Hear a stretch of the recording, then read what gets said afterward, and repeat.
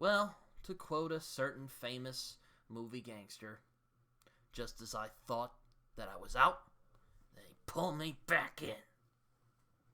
Hello everyone, Bryn here, also known as Smoky Dude, and I am back with another First Law review. I am covering the first of the First Law standalone novels, and that is Best Served Cold by Joe Abercrombie. Oh, book is slipping on me. So, after reading Last Argument of Kings, I really enjoyed it. I'm like, alright, I had my fix of Joe Abercrombie. This just dark, bleak fantasy with great dark humor. I'm going to put it down. I'm going to read some books. I'm going to read some other books. I'm going to relax. I'm going to have a good time. I'm going to drink some DP. And then they announce that a movie for this book here is coming out. God damn it.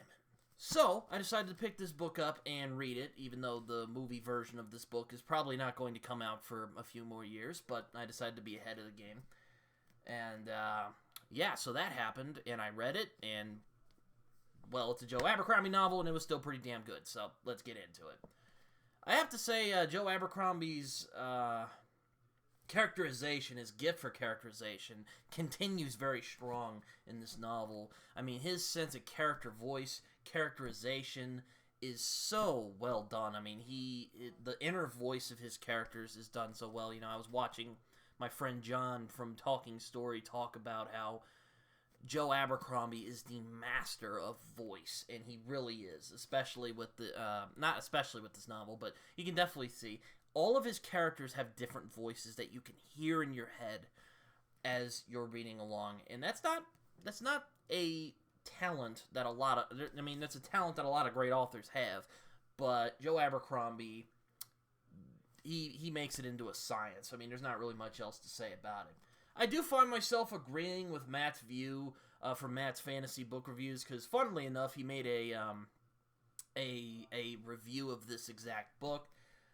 I have to agree with him, though, that I felt that the side characters were far more interesting than the main one. This is kind of Joe Abercrombie's take of a motley crew of guys going after some people who did somebody wrong. But in this case, most of the people in this are trigger-happy psychopaths. So, yeah, good stuff. But like I said, I have to agree with Matt that I think that the side characters that weren't the main one were far more interesting than our main character. I mean, Monza definitely has her charms for sure. I mean, her efficiency and her desire to be a better person certainly made her a character I could deal with. It wasn't a character that I thought was terrible.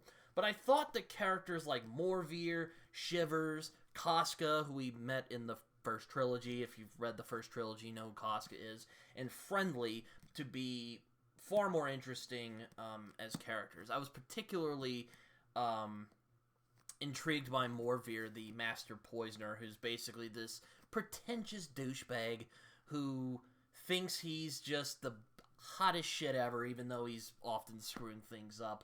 But once again, Joe Abercrombie has a gift for making you, I don't want to say sympathize, but pity, or I think understand is a better word.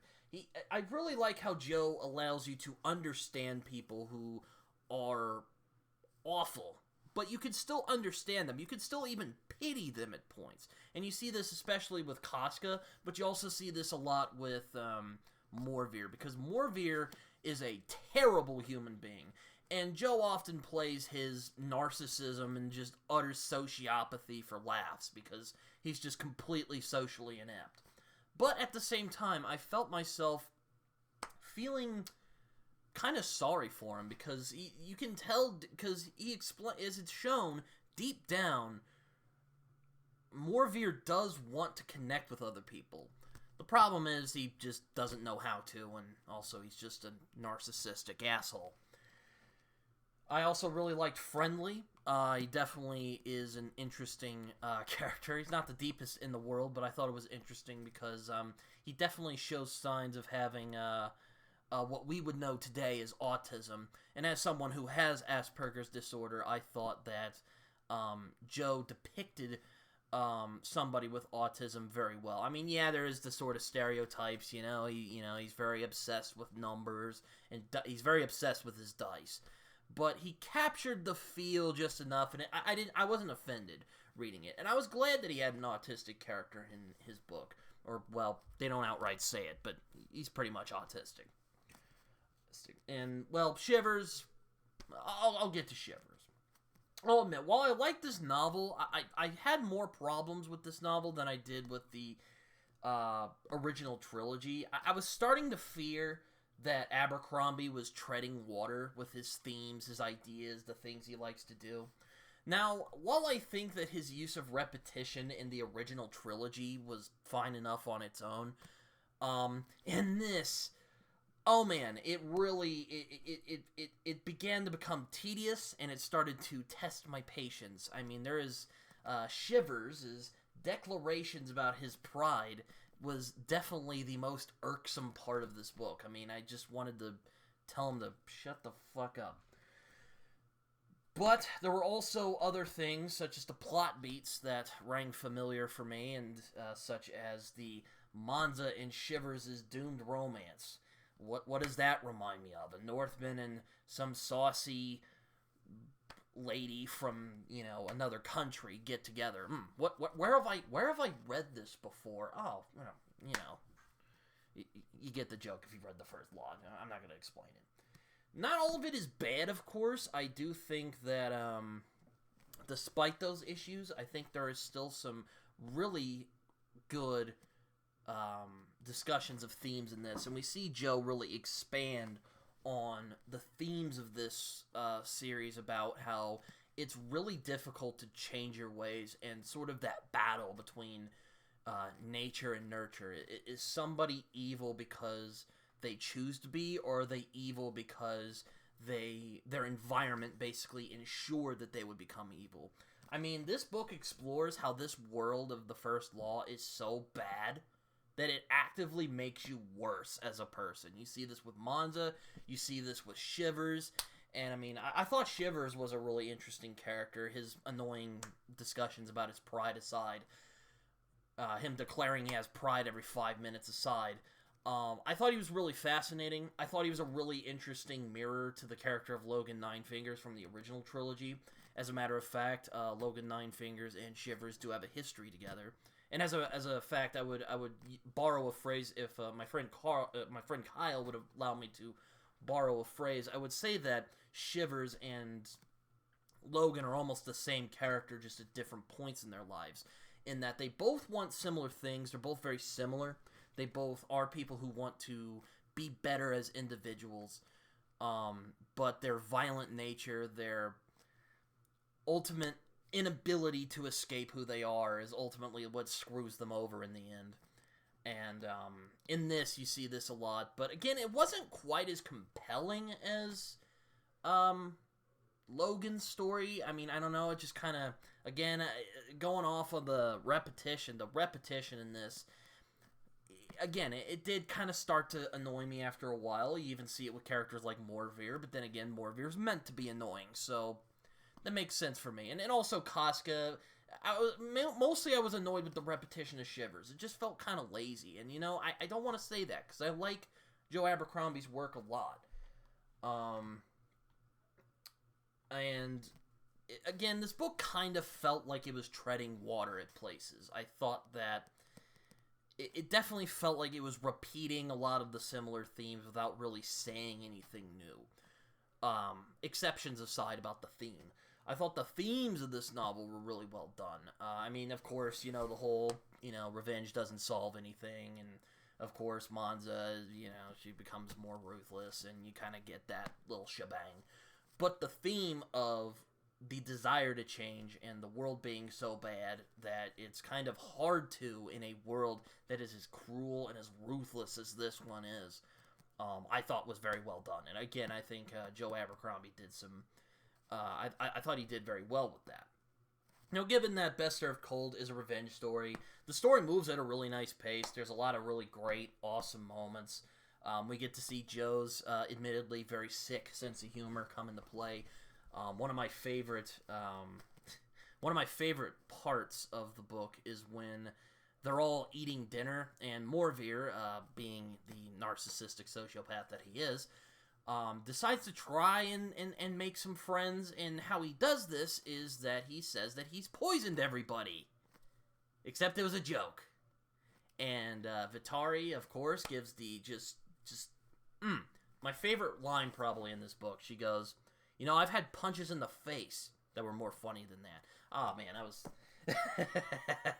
I love that scene so much. There are a lot of great moments of irony, misunderstandings, snarky lines. Like, there's one part where Morvir and Casca meet. Casca's like, I don't freaking like poisoners. One killed my girlfriend. He was aimed for me, but I'm sure it wasn't you. It turns out that it was indeed Morvir. But I digress. And Joe's action sequences continue to excite because of their visceral intensity. I mean, this book is fantastic. I mean, it is a First Law book.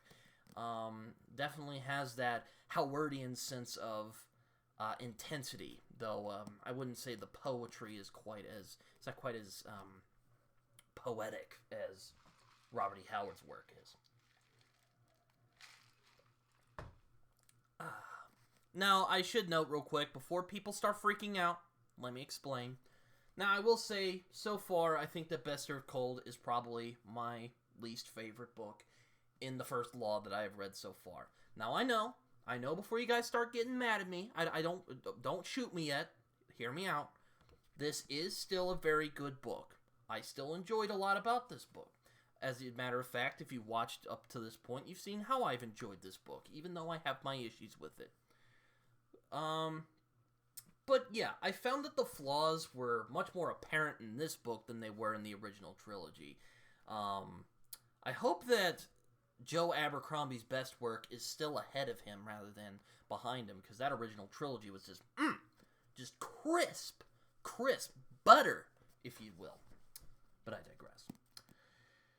But, nonetheless, I thought that The Best Served Cold was a pretty good book for the most part. Annoying repetition and kind of treading water aside, I still think this is a really fun story. It's dark, it's gritty, it's hilarious, you know, as you'd expect from Joe Abercrombie.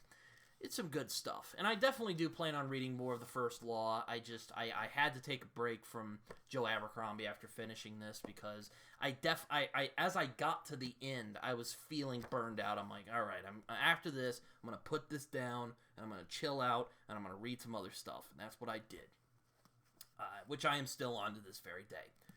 But yeah, Best Served Cold is a pretty good book. If you're a fan of Joe Abercrombie, you'll probably get a good kick out of this.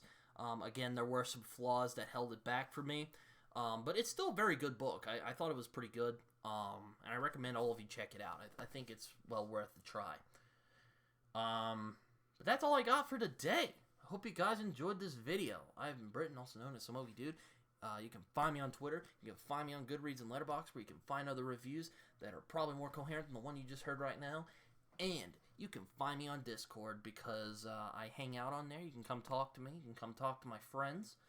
At least try to get something going on there, because, well, it's a little lonely over there right now. But, I hope you guys enjoyed this. I have been Britton, also known as Smoky Dude, and I will see you guys later.